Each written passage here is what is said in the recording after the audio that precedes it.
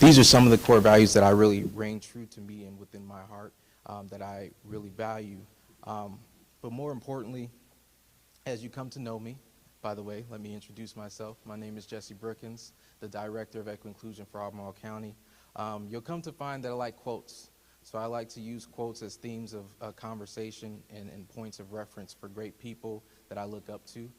This quote comes specifically from the great poet, Maya Angelou. I'm sure many of you might have heard this quote, but it's do the best you can until you know better, and when you know better, do better, right? And I think that's really the sentiment of life and evolution, right?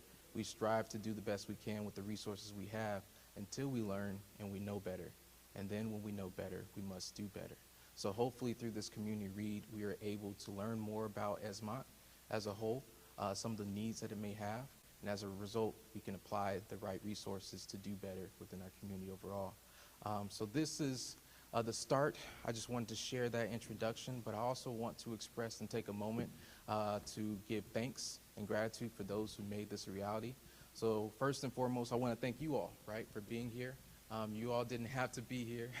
I really appreciate you all being gathered in this space so we can have that conversation. My apologies, yes, thank you for that. Being present really shows an investment and an interest, to have this conversation and to move forward in this space that we can hopefully bring about a brighter future. So I wanted to thank you all, the audience, for being here and tuning in. Secondly, I wanted to acknowledge, those who are here and present. We have Board Supervisor Jim Andrews. I wanted to thank you for being in attendance and really showing an interest in this space and time. Next, I wanted to thank our AV and tech support, Nicole Jones. She's the one who's been able to make this reality through our audio and as well as virtually. So those who could not be here in attendance are attending virtually through our live stream. So I want to thank you all as well who are attending virtually. Next, I wanted to thank lovely Royalty Eats who catered this event. I would love for you all to give an applause to them too as well, right?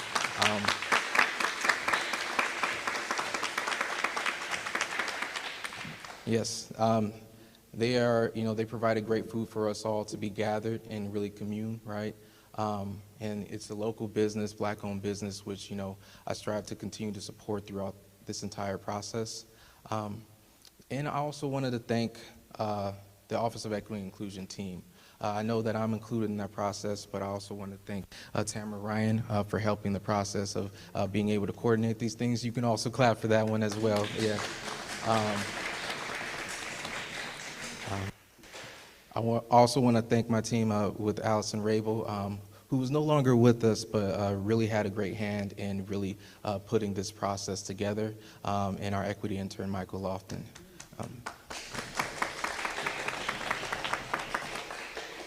But lastly, I want to thank, and last but not least, I definitely want to thank the panelists for you all being here.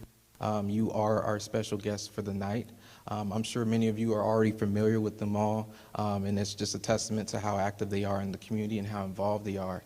But it's a truly special occasion to have community leaders within Esmont to be here, to be engaged, and really to start that discussion.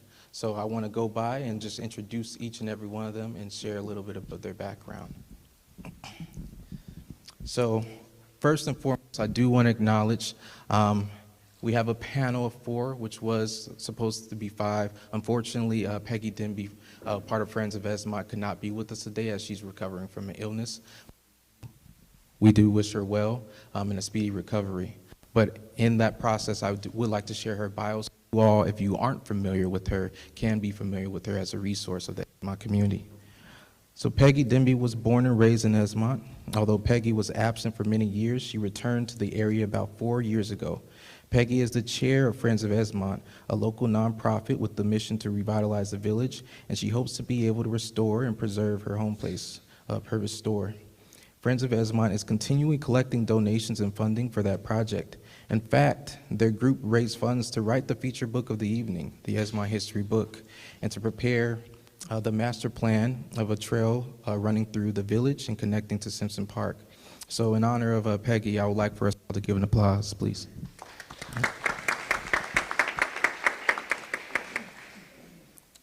Next, I would like to introduce you all on our right hand side, Andi Cumbo-Floyd. Andi Cumbo-Floyd is a writer and writing coach who lives in the far northeast end of Albemarle, technically Barboursville. She writes mysteries and romances, but her deepest passion is the recovery of stories of African American and rural communities. She came to love Esmont when she was asked to write the book about this small community, and she now considers it one of her favorite places in the world. Please welcome Andi Cumbo-Floyd.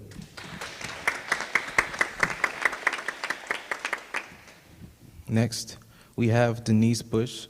Denise Bush is also a part of Friends of Esmont as the co-chair and treasurer of Friends of Esmont, who will be sharing some of the really important projects they are a part of and how you all can get involved. So I would like for you all to welcome Denise Bush.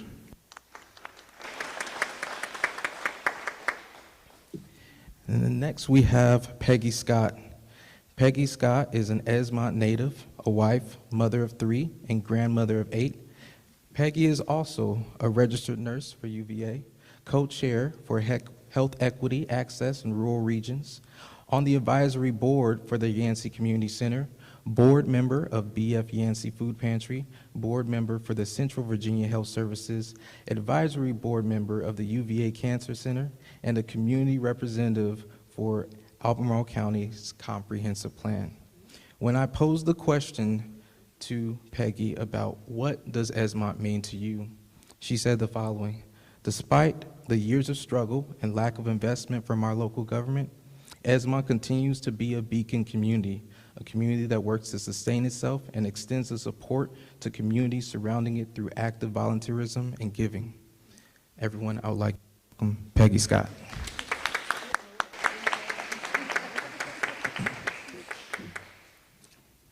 And last but not least, I would like you all to welcome Edward Brooks, known as Rydell to most in Esmont and Southern Albemarle.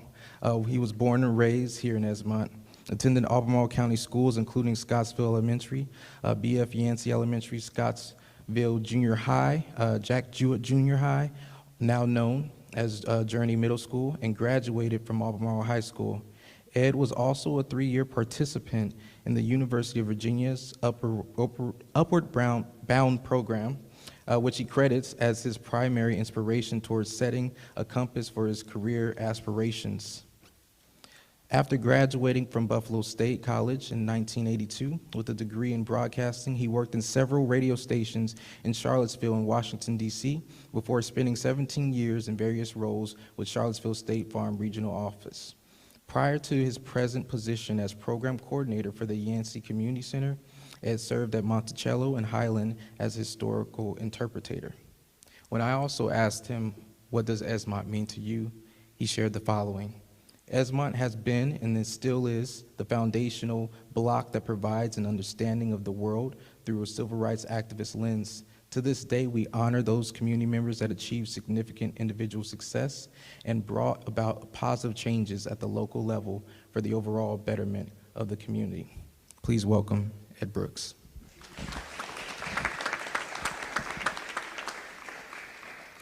All right, I'm gonna take a seat to get us started with the discussion. So, let me grab my questions.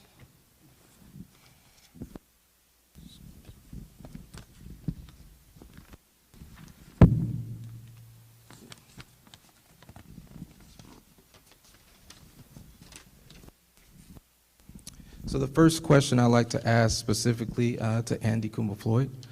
As the author of the Esmont history book, what drew your interest to the Esmont community, and what was your process in writing this book? It took 2 years, so I hope you guys have a long night. No, I'm just kidding. I grew up in Fluvanna on the Bremo plantations, and so my knowledge of Esmont consisted of driving down 6 and seeing the sign. That's what I knew. And then Peggy Dunby called me and said, I don't even remember how she got my name, but we need a historian and a writer to write a book about Esmont.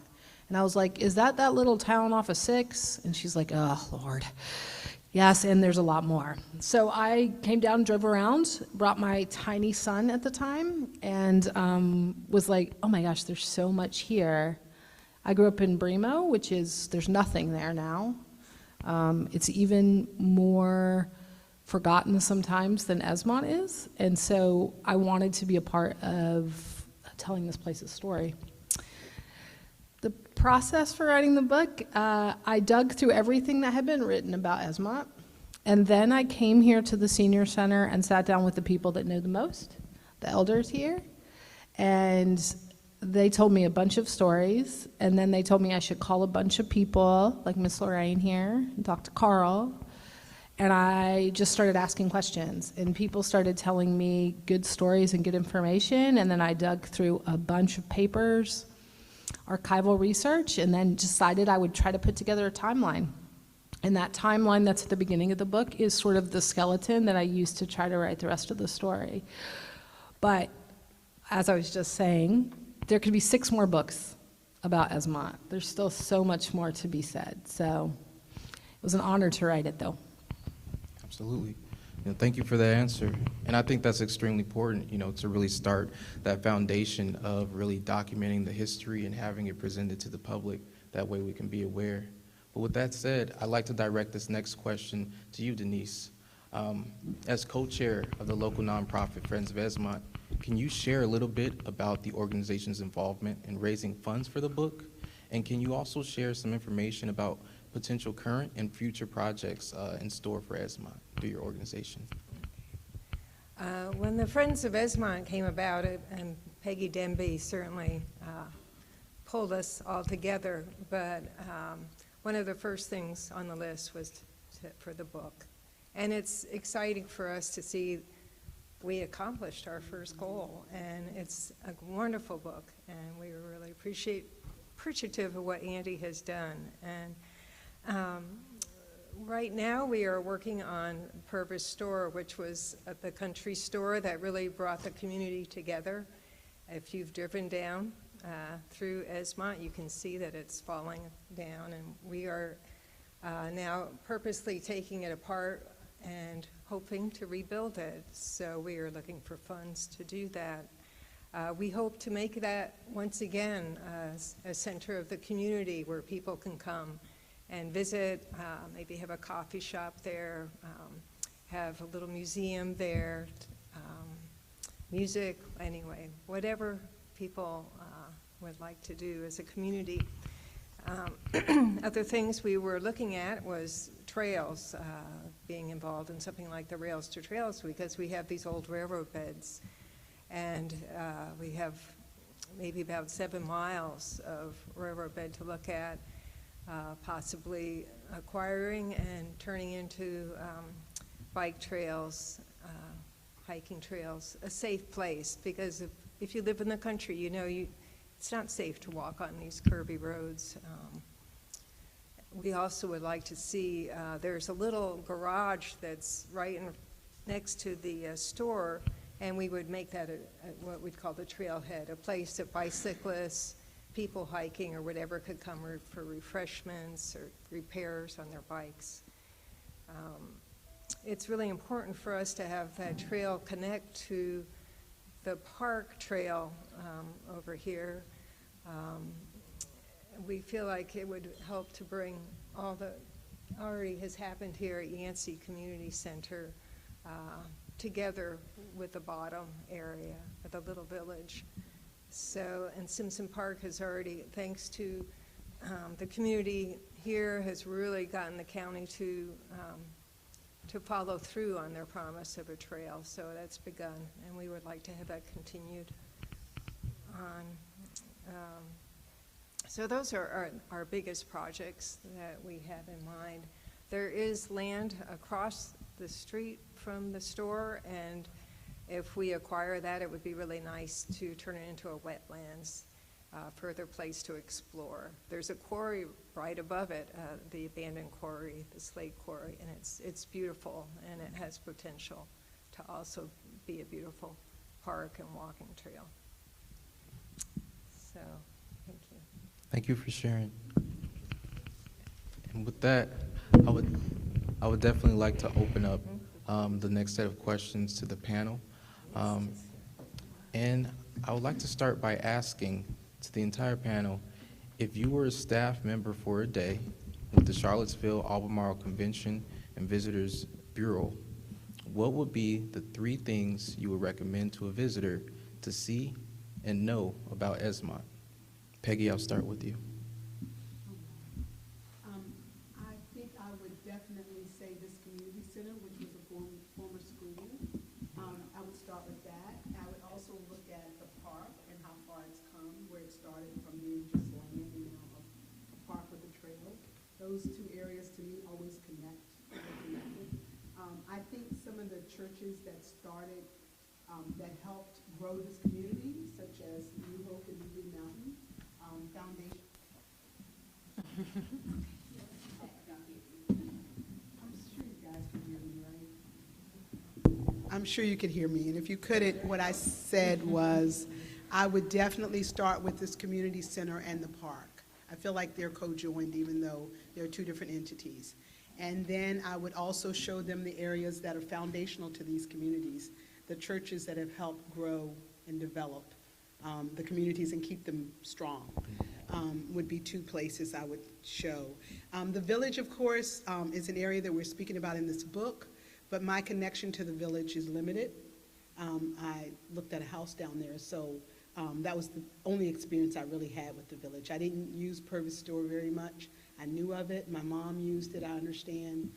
But I didn't have a lot of connection because that community was more of a white community, so I didn't do a lot there. So I probably would not think about that as one of my top areas to go show, but I know it has a lot of history. But yeah, that's what I would do. Okay, would you like to go next? I would. I would definitely start here at the B.F. Yancey School Community Center as well, but specifically I would point out the Heritage and History exhibit, which is what you saw when you came into the building. That really tells the story from the African American perspective of segregated education here in Albemarle County. We're very proud of that. Peggy Scott and Charlotte Brody did a yeoman's job in raising $30,000 to have that created, along with the community support with the pictures, the stories behind it. And we do think that that is an attraction. Although we're not open, 7 days a week for you to drop in, we have had upwards of close to 500 people that have gone through it, teachers in schools. So I would definitely do that. Secondly, I would point out where the quarry is. I lived in Esmont my whole life, and I never saw a quarry until 2 years ago when Peggy Denby took me there. And the story had always been, supposedly there are 90 quarries between Buckingham and Albemarle, slate, soapstone. That sounds like a high number, but I use it because someone told it to me. But they just always describe them as if you fall in it, it's over. And so I was very careful about, where I was going, but, with Peggy Denby and the Friends of Esmont, we did go see the quarry that's down there, and it is a mysterious blue-greenish water, and it looks very tranquil and inviting, and unfortunately it has cost some people their lives with just, students finding out where these holes are and jumping in them.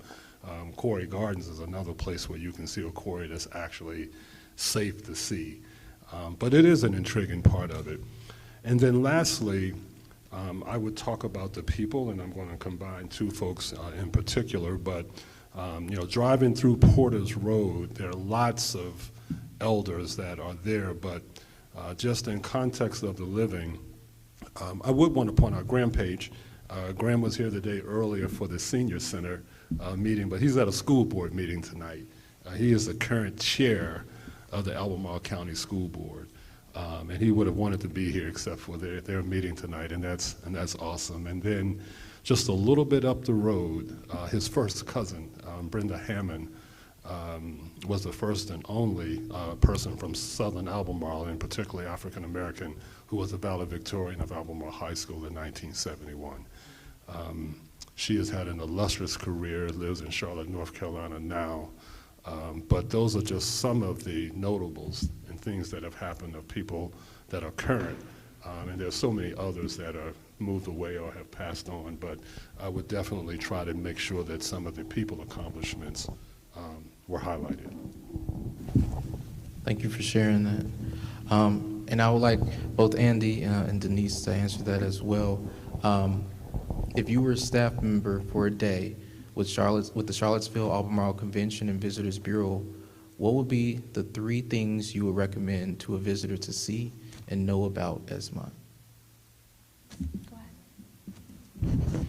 Well, I might not be answering exactly how it's directed, but I would like to bring people to my house because we bought our place 16 years ago, and it has an amazing history. It was built by black people in the 1800s.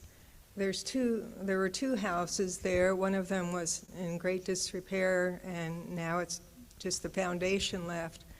But the land is beautiful, and you see so much work that went into it.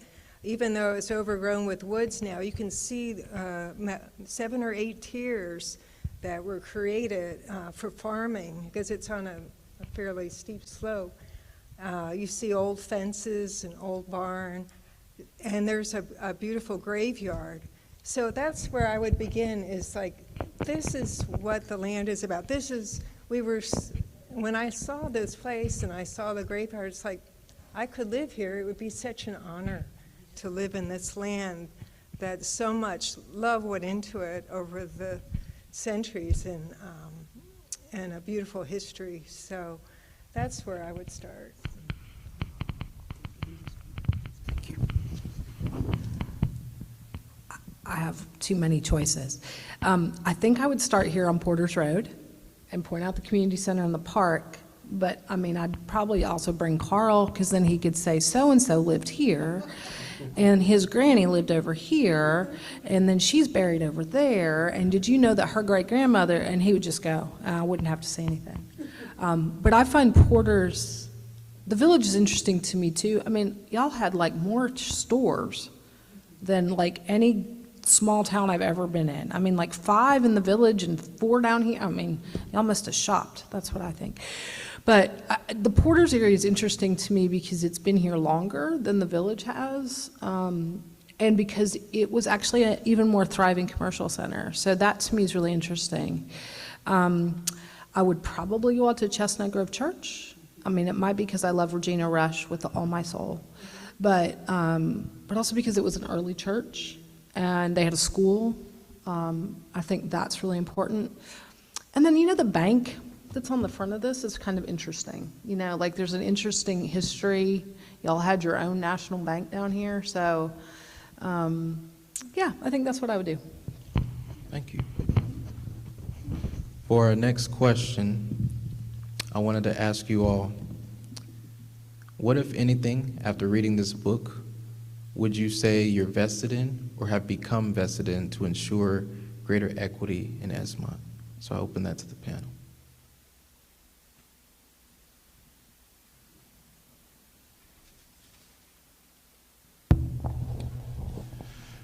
Well, first of all, you know, you think you know history and you see places, but when I started reading the book, it's like, I never knew this.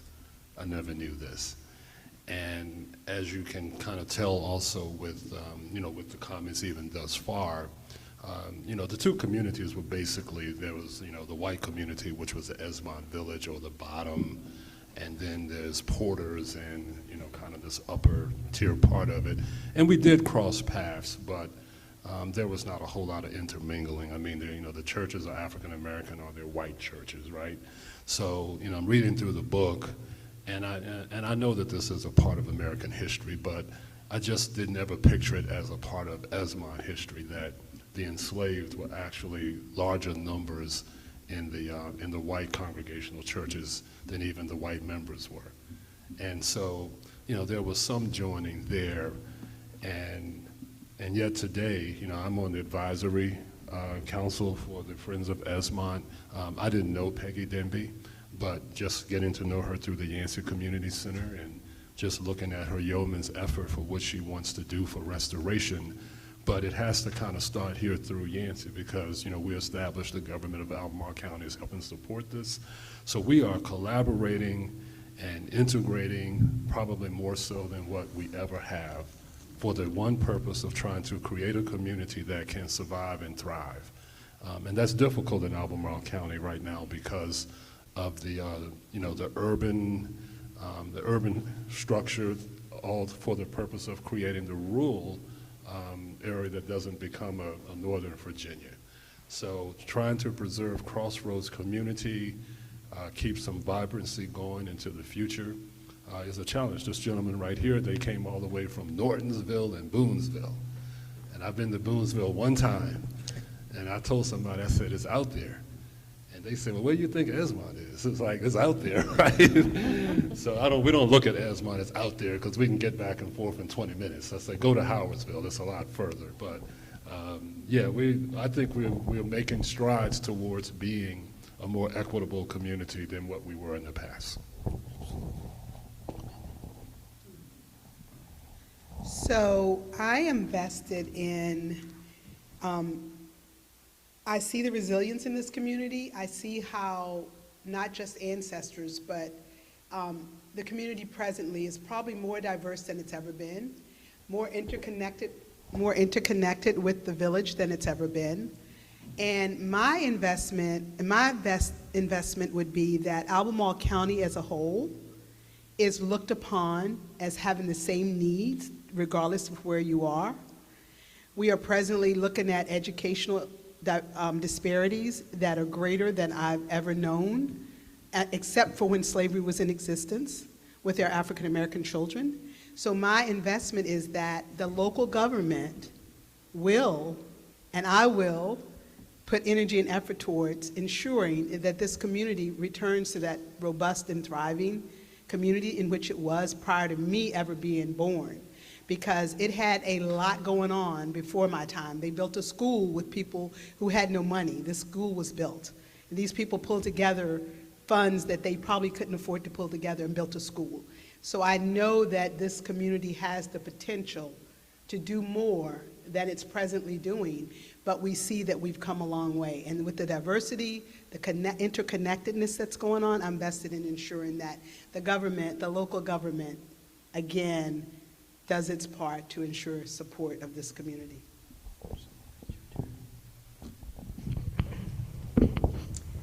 I think that's a really hard question.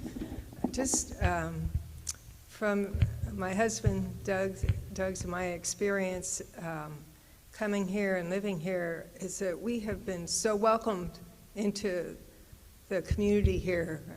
We are fortunate to go to an African American church, and I can't tell you how much our lives have been enriched.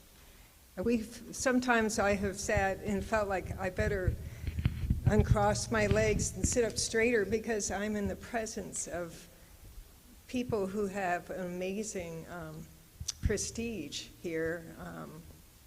And so I feel like you have already begun with showing the richness that is here. And I think that if we continue to let the rest of the county into the riches that are here and the culture and get to know the people. And the museum out front is beginning to that too, but anyway. So 2 just shout outs to Hannah Scruggs for her work on that, right? So Hannah's daddy was my choir teacher, and I know Reverend Scruggs was y'all's pastor over here at New Hope, so big deal. And also Boonesville is my favorite part of Albemarle. No offense, Esmont, but I love Boonesville. For me, equity comes through storytelling. That's what I do. I mean, that's what I want to do. And so I want this book and the way I talk about it to be something that calls attention to the whole community, to the rich history here, and to the stories you guys have to tell. Rural people often get ignored. Rural Black people get ignored even more. So wanting to make sure that that doesn't happen here and that the history doesn't become part of what happens to a lot of history in Albemarle, which is presidential history. No offense to the folks from Highland. But I want it to be real people's history. And that's what I'm dedicated towards, so. No, I appreciate you all sharing that, because I think that's a really important conversation when we think about equity. Depending on who you ask, someone can provide a different definition, and it can mean something different, but that doesn't invalidate it. But it's important to understand what the needs are within the community, and really to communicate equity. That's one thing I strive to do within our office.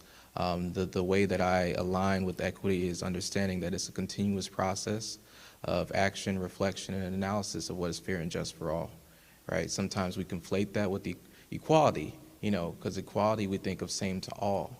But equity is really acknowledging that we all start from a different starting place.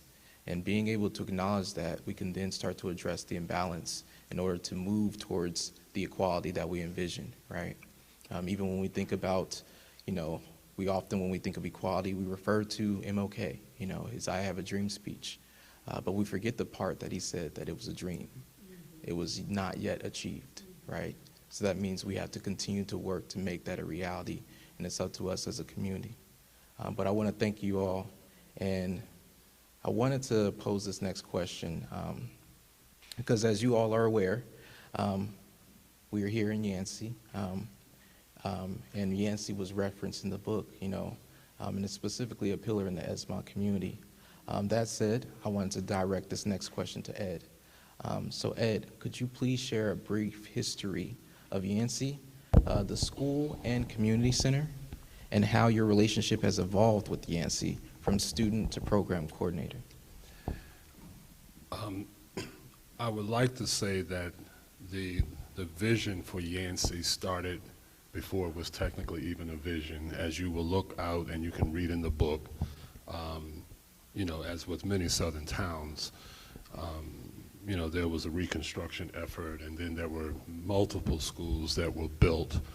But Mr. Yancey was born in 1875, and I also just want to mention, because we're working on his history as well, but Mr. J.E. Simpson with Simpson Park across the street. They were both born in 1875 in Howardsville. And Mr. Yancey kind of went towards the educational track. He attended Hampton Institute, and Mr. Simpson became a landowner, which was 50 acres. And Mr. Yancey spent most of his life, formed the men's league, wanting to build a new school, get land for it, which ended up being the Esmont High School. And he died at the age of 45. And this school was actually, B.F. Yancey School was constructed and opened in 1960. It is an equalization school.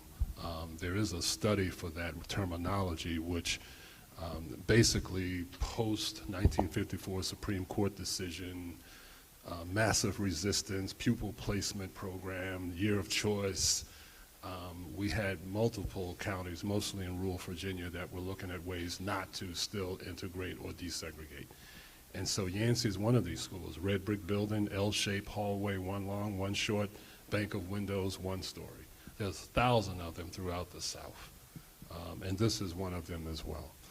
But Mr. Yancey probably never saw this building in his vision, because he died 45 years ago. And I do want to make the statement that most people have a building, bridge, or something structural built for them within 2 to 5 years when they pass away. Mr. Yancey's been dead 45 years, and his family still was able to tell Esmontonians that we should name this building and school after him. So just really fast forwarding, there's been multiple efforts throughout the whole life of this building to close the school, consolidate it with Scottsville Elementary. Just documented. Ms. Hudson couldn't be here tonight, but in the 80s, and we as a community actively rebuffed those efforts on multiple times. And we fell short in 2017, lost on a 5-2 vote with our representative on the board. Not a fair process, but it was deemed to be legal. And so that's when this went from being a school to, we give credit to the Board of Supervisors, specifically to to Liz Palmer, that wanted this to become a local government community center, and they have others. And so, you know, there's a plan, a blueprint, a large blueprint that says what this is supposed to be and supposed to come. Is 6 resident agencies in the building, and I tell you, you know, as program coordinator stepping into this, as the first student that attended the school in the first year of full integration in 1967, you know, and since we're sharing, we'll be real frank about it, but the school was all black from 1960 through 66. Black principal, teachers, students, and custodial staff. And I arrived in 1967, you know, it's white principal, white teachers except one, Miss Flossie Price, and white administrative staff, and then the custodial staff was still black. And that's how integration happened in order to, I guess, make it easier for the white families and communities that had been going past the building to Scottsville to actually come here. So we were all here in 1967, first year. And so we're a community center today, and we're building upon that legacy. And as Denise said, you know, I look at the things that we have done, and I'm looking at who the volunteers are, the community garden, which is right outside the door, the people who contribute and donate. It is an amazing, just an amazing gathering of people to just like, people are getting a hold of this positive energy. And we're collaborating with folks in every way, and I just want to thank you, Jesse, for, you know, I met you back in August, you got here. You came to us from the University of Richmond by way of San Diego. And so, you know, and I'm like, okay, that's interesting right there. And, you know, you called me up, and it was like, because we did a community read before on the Monacan tribe families a year ago, but it's like, Ed, I want to do a community read. It's like, okay, I'd like to hold it at Yancey. It's like, okay, we do that. It's like, I'd like to do it on the Esmont history book. I'm like, okay,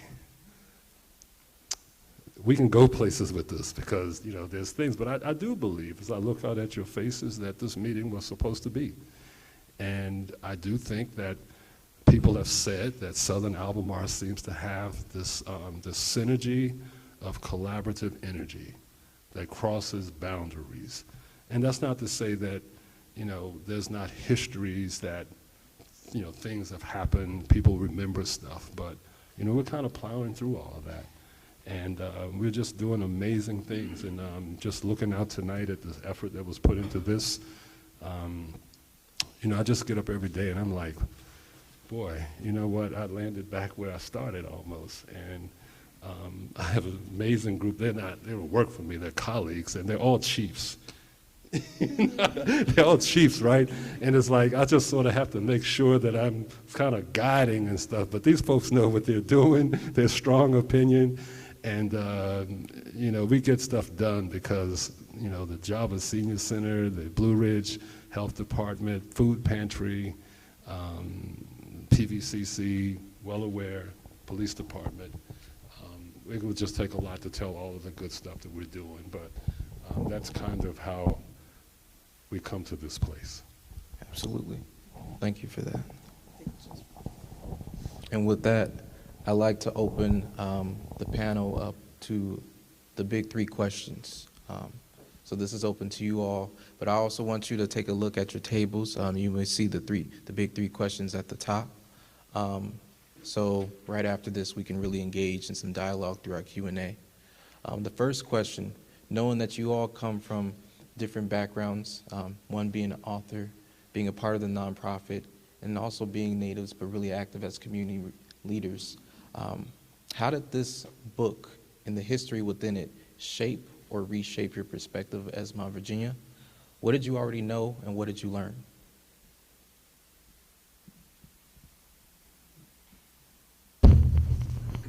I told you, I knew it was a sign on 6. And I learned a lot, like a whole book's worth and more that I didn't put in here. But I think that what Ed was just talking about was striking to me because my historical research is largely on enslaved communities. That's what I focus on. And so I had not done a Reconstruction 20th century book.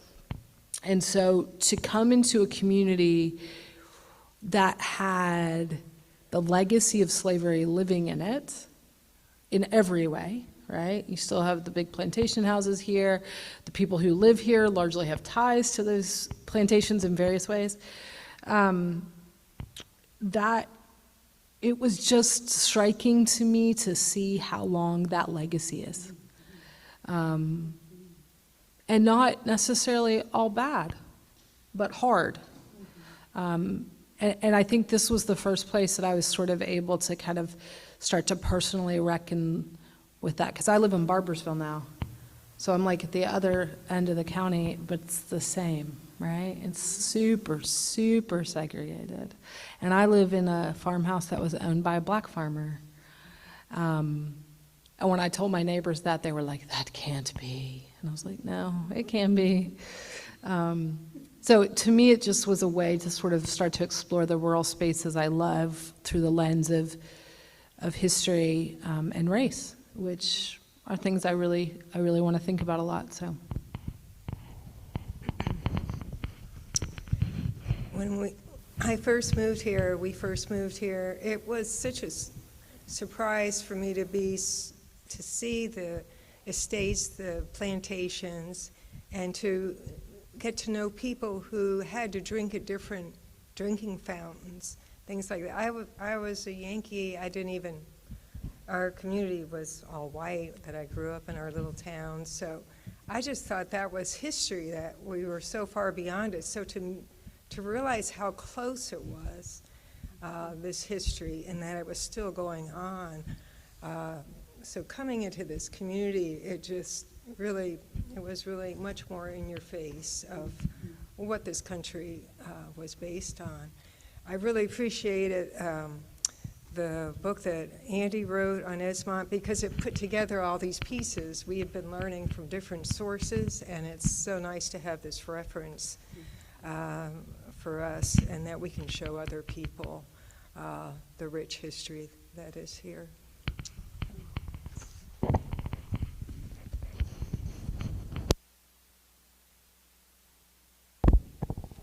So for me, it wasn't so much reshaping my perspective.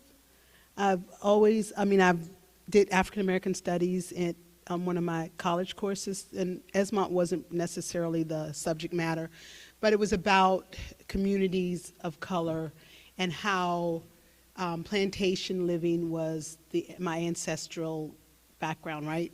But what was interesting was how long that legacy has gone. And I think I wrote a paper while I was in college about the community with a lady who has now passed on.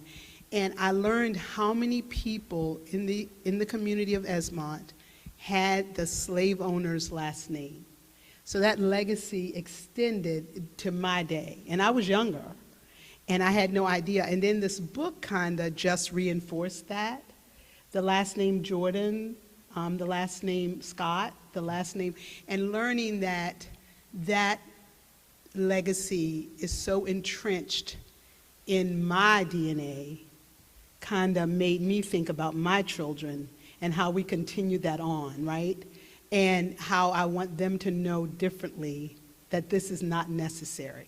Having the same last name doesn't mean that being a slave or coming from a family of a slave doesn't mean that it's synonymous with being poor and underprivileged and being less than or oppressed.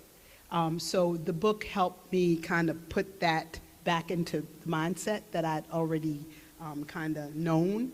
And it kind of made me wonder why we didn't just change our last names, because you can. It's like $100, you can change your name. And so I kind of thought about that when I was rereading this book. But anyway, so that's what I took from this. But it did not reshape my perspective. It just only made me it reopened up what I kind of learned. Just real quickly, and Andi, I also just want to thank you for having written this book to think about things that I'd never thought about, and had never thought about the Native Americans as, having presence in Esmont. I mean, had presence everywhere, but I just never thought about it. And, I just knew that there were quarries. I didn't know the difference between soapstone, slate. I didn't know any of the story of James Serene and how Albemarle came into being.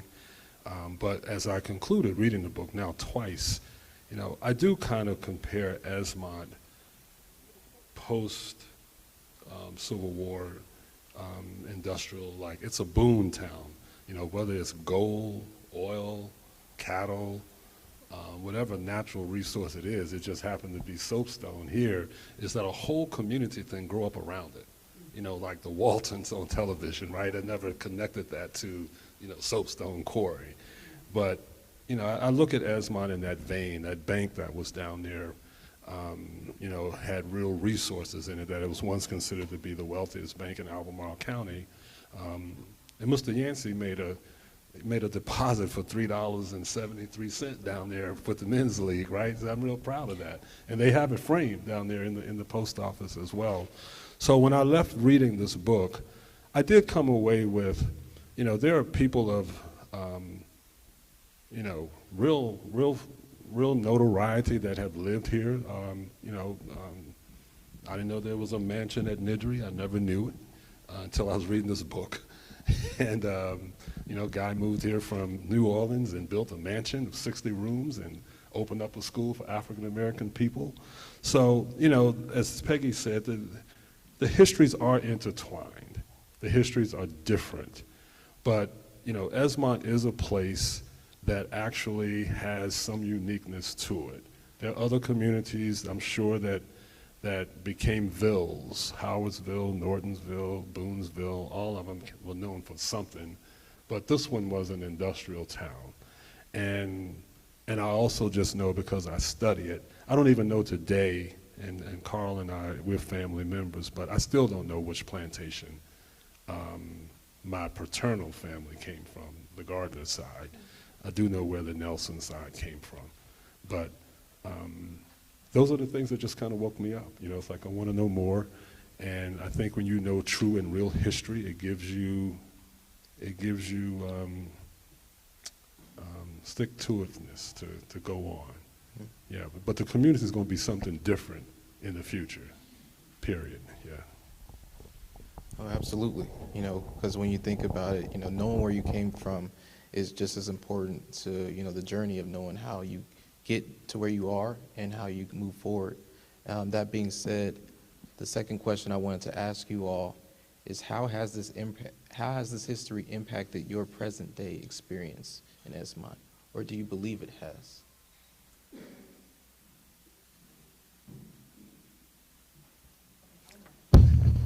Well, so my son loves the park, right? So it's like a real practical thing. He's very big on Simpson Park. If you see a little blonde kid, he's down here. We come a lot. As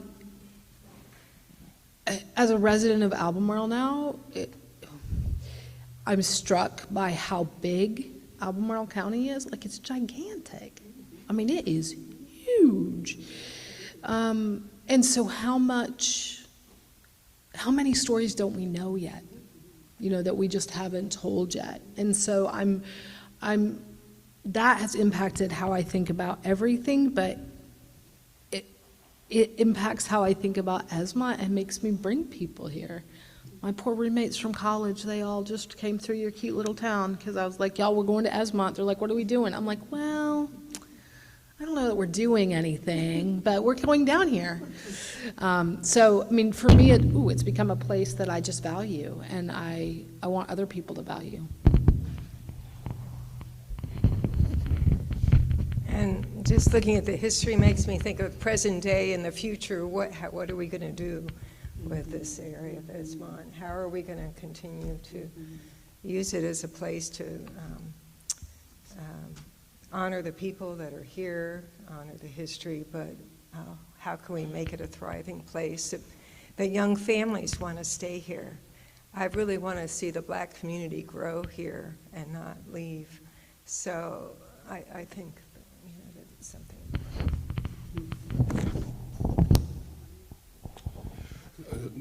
I tell you, reading through the book and just having a deeper understanding of the community on both the African American and the white community side, You know, there is a richness to it. You know, as I just mentioned before, there's certainly, I don't think we were totally different from many other communities, but, you know, there was certainly separation around the educational choices. But with that being said, I'm reading it, and some parts of it, you know, are not pleasant, but I do still, you say change? I mean, there's a lot of people that aren't in this room tonight that could have been here. And just knowing the full history of the place is not something that I think that a lot of people want to embrace. And so I'm kind of driven through that to say, the place is still called Esmont. You know, whether you live here, engage in it or not, you still tell people you're from Esmont. So you should try to know exactly how it came to be, what the true roots and history of it are. And so that's kind of what this book has brought me to change and wanting to continue to emphasize to the current residents who have been residents here as long as I have and some longer, to looking at the next generation to say, you need to know the full history of the place. Yeah, absolutely. Yeah. That being, oh, my apologies. That's okay. I think that I would say that the way this history has impacted me is sharing more with my immediate family, but letting them know that their ancestors played a huge role in the development of this community. And that to this day, there are still people like Lorraine Page and Carl Bolden who has family history who they can share with their children, grandchildren, great-grandchildren, but not, even more so, they can share it with the community at large.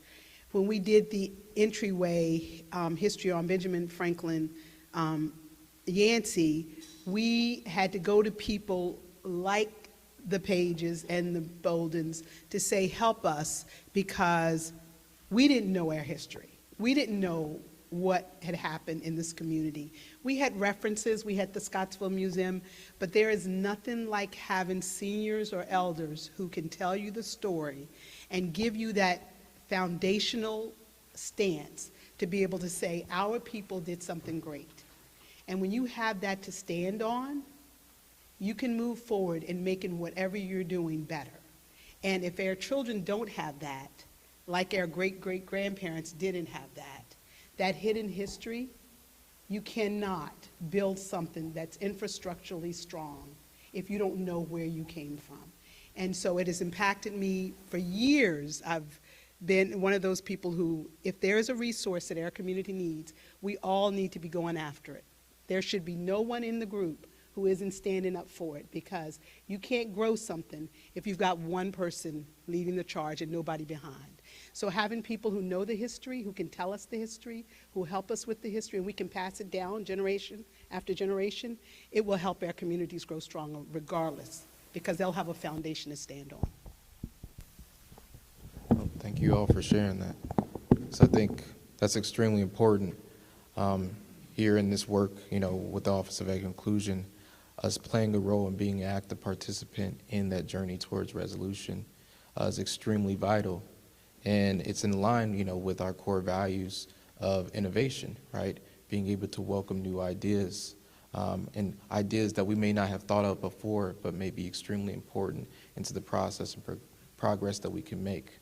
But with that, I'd like to ask for you all, and then I would love to open it to the Q&A to hear from the audience for questions and comments that they may have. What does the future hold? How do we move forward as a community and cultivate that culture of equity, inclusion, and belonging?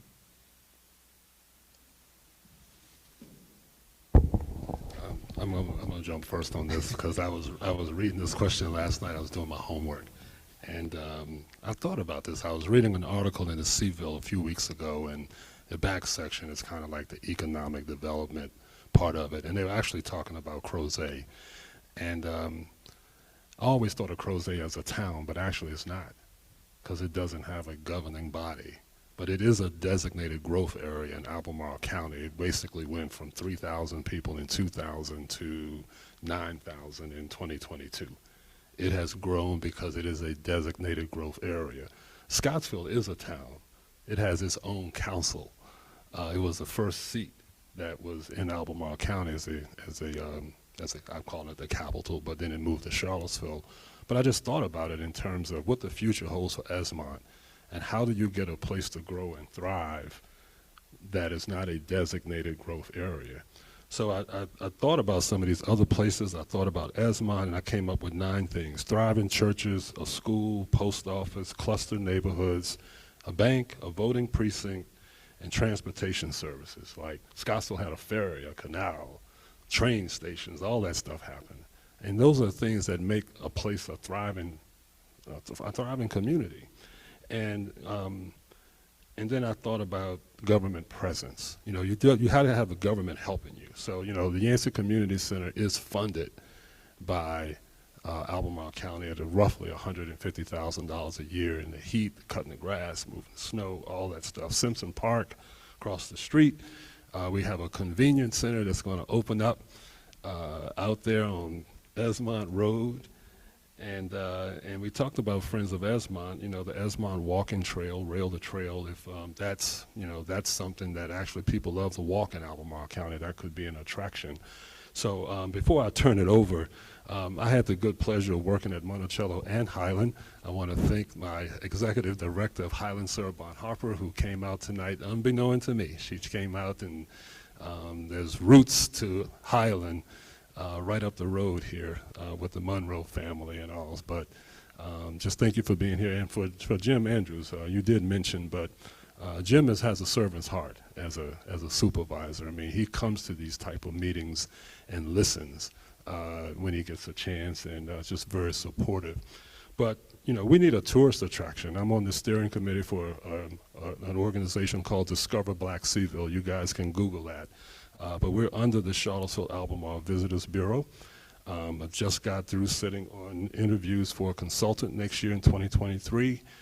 We're going to have $100,000+ to actually highlight African American tourist attractions in Albemarle. And, you know, there's plenty of them, but Union Mills, which is Riverview Farm, Ivy Creek Nature Area, I mean, that is really established. But I would like to see Southern Albemarle become a designated travel attraction as well. And so there's things out here that I think people would want to come to see, in addition to what else they can do in Charlottesville. So just Google Discover Black Seaville. You'll enjoy it.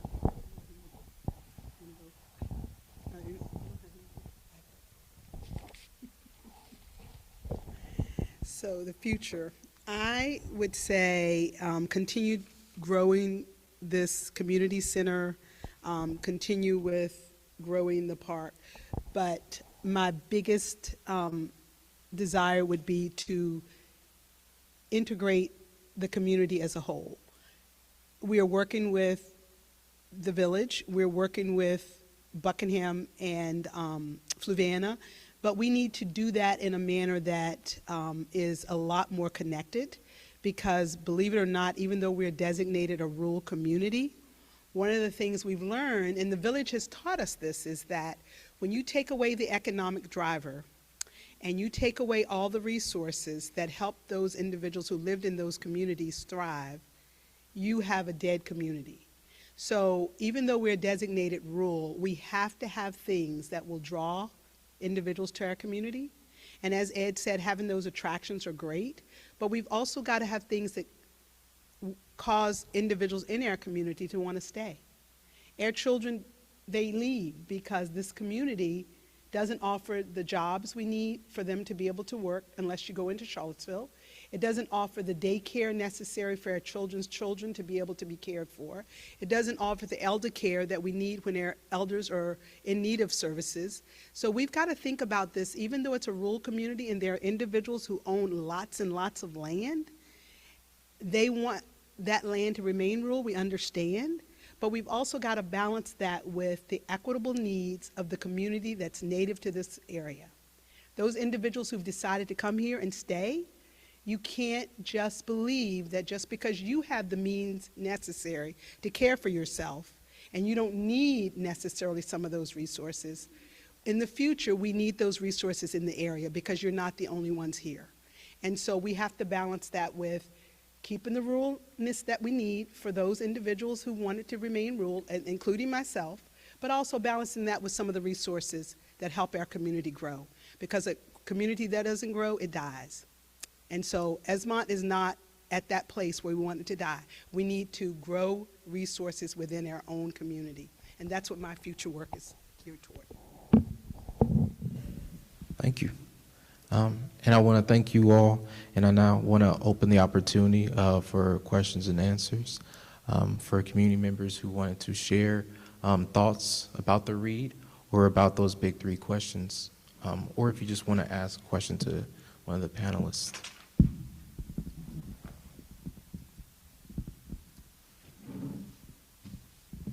Must have been something in the book that surprised you. Must have been. Perfect. All right.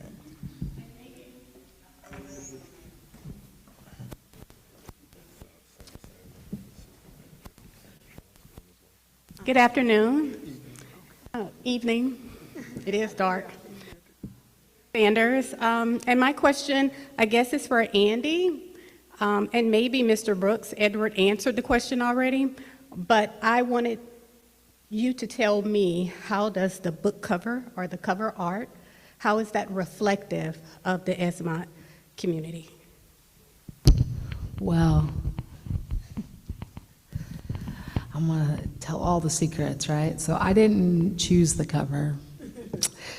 I actually would have chosen in two different ways, two different things. I would have chosen older pictures, and I would have chosen one from Porter's and one from the Village.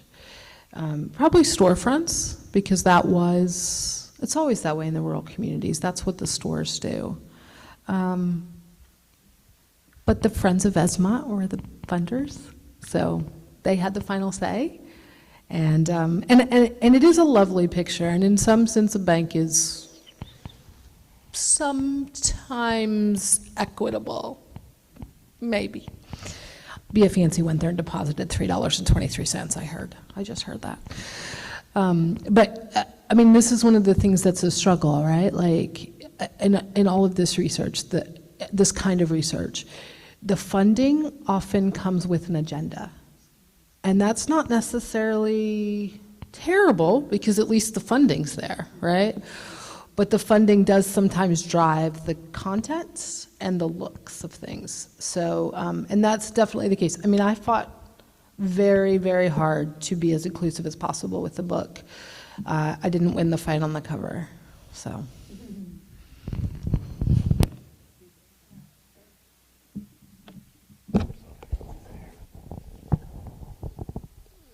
Yeah, I think that, good question. My grandfather worked in the quarry and had his leg broken. That's an oral history story that goes down through it. But I do tell people to buy this book and read it, because there's a surprising number of stories with African-American families in it.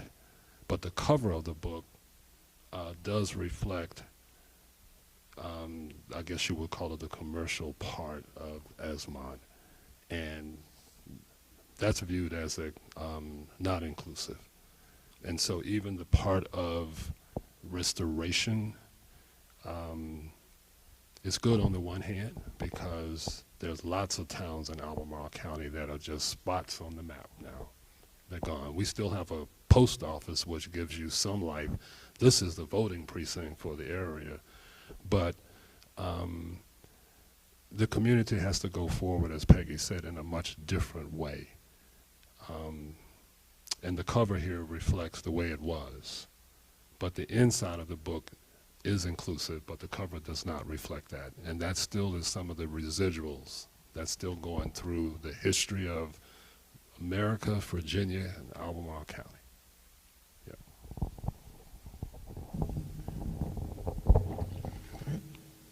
Was there anyone else who wanted to ask a question? The right hand right here and hand right there.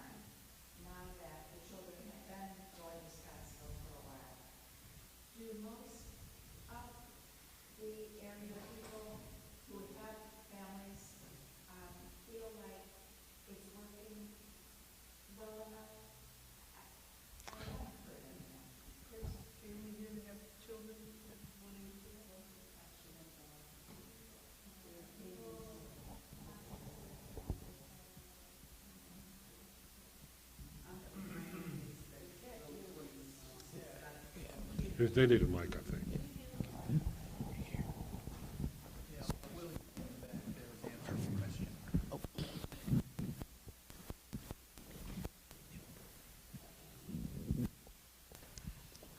Just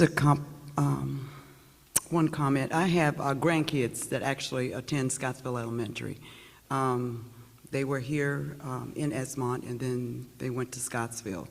And I would have to say the first transition of them leaving here and going wasn't good at all. It just seemed like it wasn't a good mix. The engagement with some of the teachers in Scottsville wasn't good at all as well. However, I have to say that both of the grandkids have been in Scottsville. One has gone on to Walton now, and Christian is in the 4th grade. And his interactions now, for the last couple of years, have been really good, I have to say. Art Stowe, who has come in this year, has done an amazing job as far as interacting with the kids, doing his best to learn each of them names, and just really doing what he can do to make the kids feel, I would say, welcomed at the school, and just make it a place that they want to go every day. And I have to say that with Christian, I see him get up with a smile now, and he wants to go. He says that the class that he is in, I think he's maybe one or two of just 2 black kids, him and another child, but I see him thriving.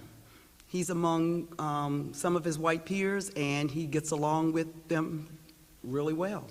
So I think the school is really trying, and I can definitely see a difference this year. But in the beginning, when they first went to Scottsville,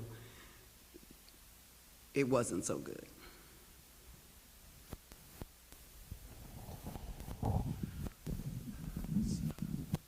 I was in conversation yesterday with the principal, and this is the 4th principal the 3rd principal that the students have had in the 6 years they've been there. And this one is interim, but is a very conversational and sociable gentleman and has been around a long time. So it is better. There has been instability in the administrative part of it, and we were supposed to have a meeting next week. We're now going to put it off until the end of January, but the standard of learning test scores on a whole have not shown significant gains in, they've got all sorts of subgroups. They have groups by race, they have groups by economic status. I mean, it's all there. So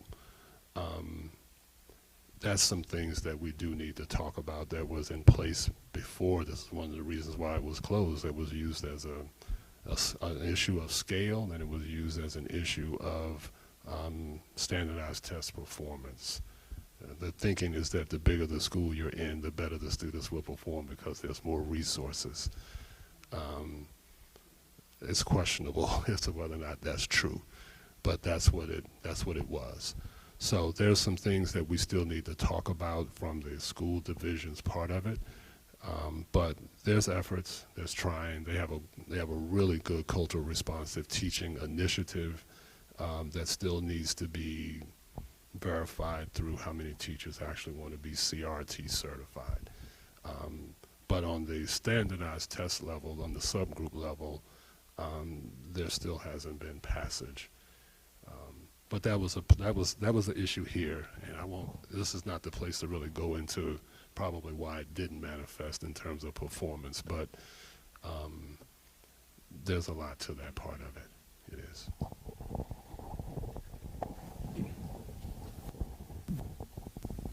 My question is concerning the original inhabitants of this area. And if any of you know how many people still live in this area that are self-identifying as Native American, number one. And number two, to Andi, what were your limitations on finding out about the first 10,000 years of this place? As best I can tell, there is no one in this part of Albemarle, I'll phrase it that way, not just Esmont, but southern Albemarle, that is identifying as Monacan. Part of that has to do with the Monacan Nation themselves and the way that they responded to white inhabitants. They just left. They didn't fight as much as the Powhatan Confederacy did. They didn't try to engage. They just kind of moved west. And part of it is because their tribal lands are now in Amherst County. And so they have, by and large, in any kind of communal organization, stayed there. That doesn't mean there aren't people here, but I talked to the chief of the Monacans for the book, and he didn't know any living ties, people living in this area. So, and repeat your second question. What was the challenge of finding out information? So, it's the same thing with any early history, right? There's no written records. I talked to Jeffrey Hantman, who was a professor at UVA, who is sort of a Monacan expert. I don't think he would like that term, but that's what I'm going to call him, and has worked closely with the nation. And he has the one that provided the images, and he read and checked the content that I wrote based on what was here. But that literally is about all we know. I mean, the chief of the nation, Chief Branham, doesn't know anything about that early history. They're just, because of colonization and because of the fact that they weren't a literate society in the way we think of literacy. But if you think that they were having quarries here, you would think that it might have been tools or areas left that archaeologists could still find. Yeah, and No traces anywhere? no one has done digs here that I've heard of. Jeff has talked about trying to do some here. They have found objects, but they're held in private collections. And so there's not something I can really report on. And because of the nature of the quarrying, the later quarrying, a lot of the early signs of that have been destroyed. The quarries have been re-quarried. So, now does that answer somewhat? The answer is there's not much to know. There's a ton to know and not much way to find out. Don't know what we don't know. Is there a last question that the audience would like to ask?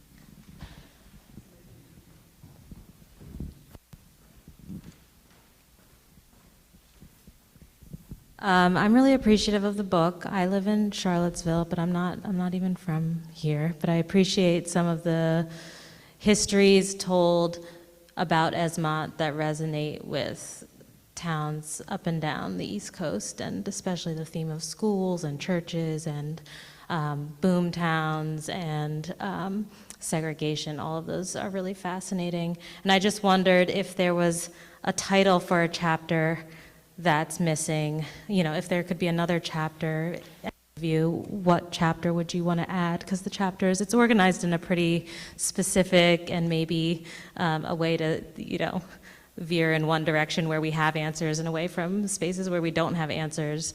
And I wondered if there was even a dream chapter that you don't have the research for, what chapter would that be? And that's a question for everyone on the panel.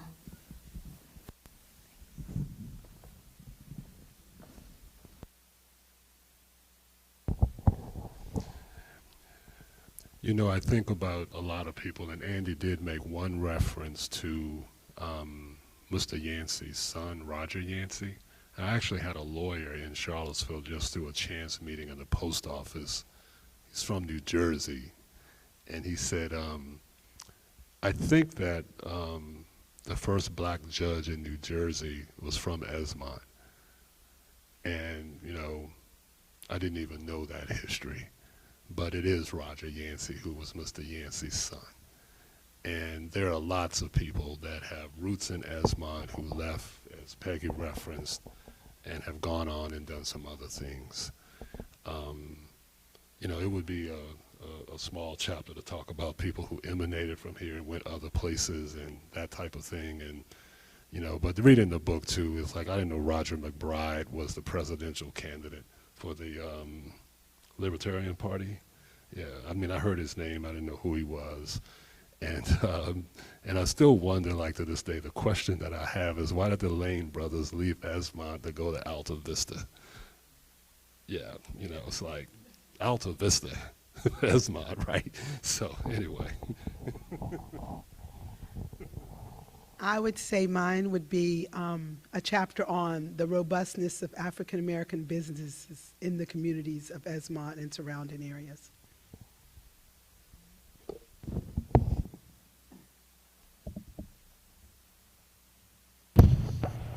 Well, just a second or third, what was said, to go on with some of these personal stories of what came out of Esmont, because there are a lot of untold stories, which you reference in that last chapter, but maybe to make a chapter of the 20. I'd probably write 25 more chapters if I could.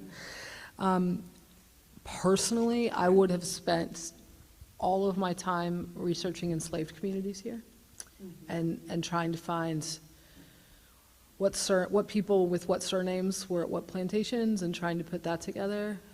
But it's the work I love the most, and it's also almost impossible and incredibly time-consuming. But I would have also included profiles of a whole lot more people. I might have done one on Lorraine Page, but she's a humble woman, and she might not have let me do that. She did give me a couple good hours of interviews, though. I would have done a lot of, just more stories. It's just a matter of space and time, and we did actually want to get the book published at some point, so. Yeah.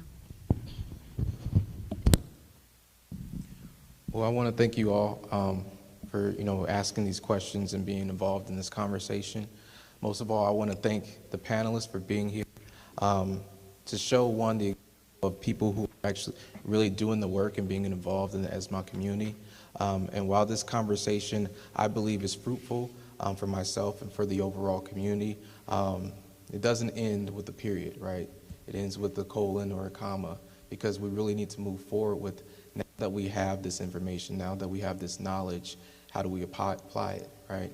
And I've always been taught that wisdom is knowledge supplied.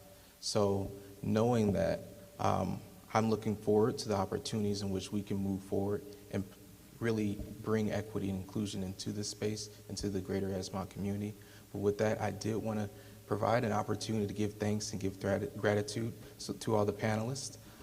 We were able to give you all gifts just as a special memento for you all being here. But I would love for you all, once again, to put your hands together for our panelists.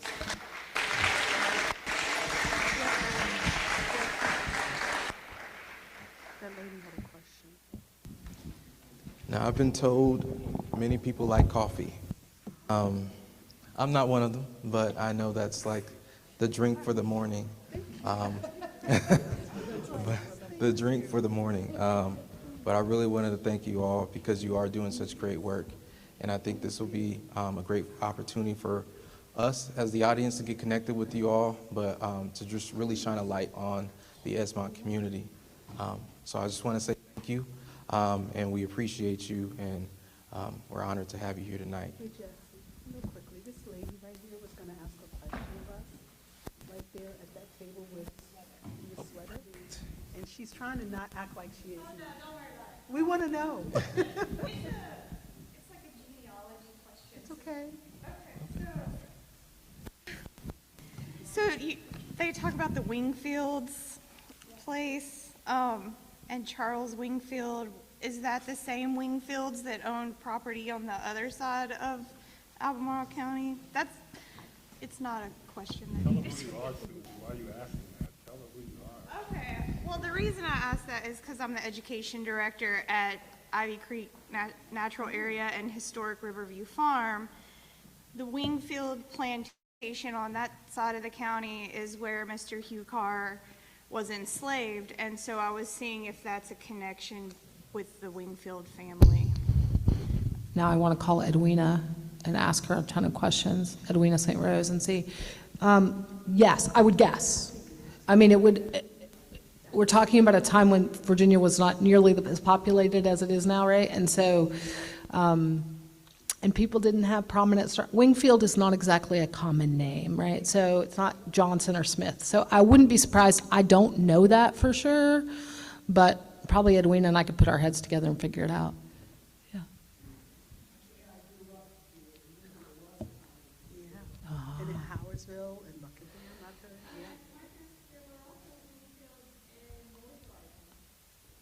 Yeah, I don't mean that it's not common in the sense that it's not a local name. I just mean that they're probably all kin. Like it's probably all draw from the same family line. How close kin they are, I couldn't even begin to guess. But my guess is at least cousins, somewhere along the line. Mm-hmm. And last but not least, we did give gifts to our special guests. We did also want to show appreciation to you all, which is why you all had a raffle ticket as you entered the space. We really want to encourage, as Albemarle County, continued learning and opportunities for us to grow. So we have, we'll be raffling off, as you see, Tamara has right there, 2 Kindles. If you all are familiar with Kindles, it's really a way for us to have accessibility with information and really to learn and continue to move. So with that, let's pick a ticket, shall we? Yeah, Jim Andrews can pick the ticket. Absolutely. Let him be the one. Oh. So it's not. Yes, pick the tickets. Board of Supervisor, Kindle is Jim good. Andrews. You ought to read it. On Kindle, I have it right It is. All right, 5, 4, 1, 5, 5, 2, 4. 5, 2, 4. Okay.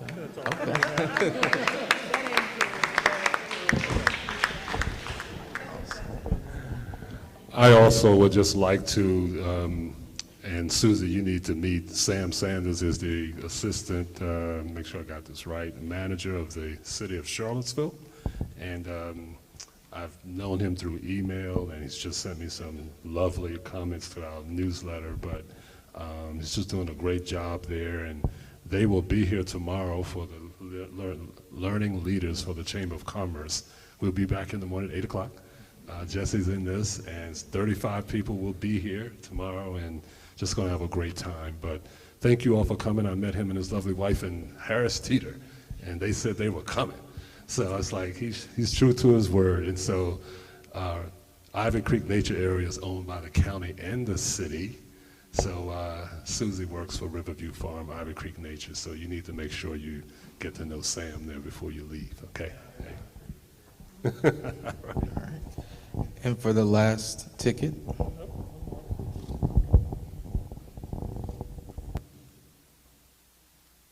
Okay, 541-5516. 516. Ah. Tom.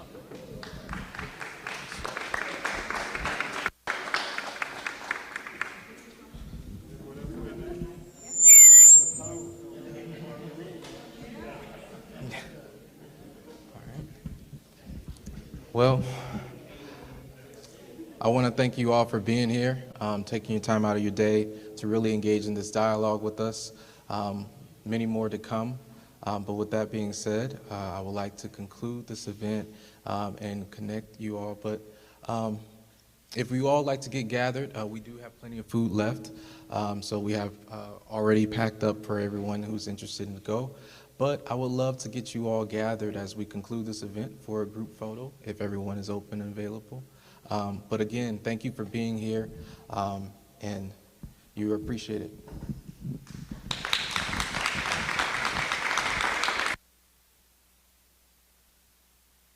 Who wants to take it?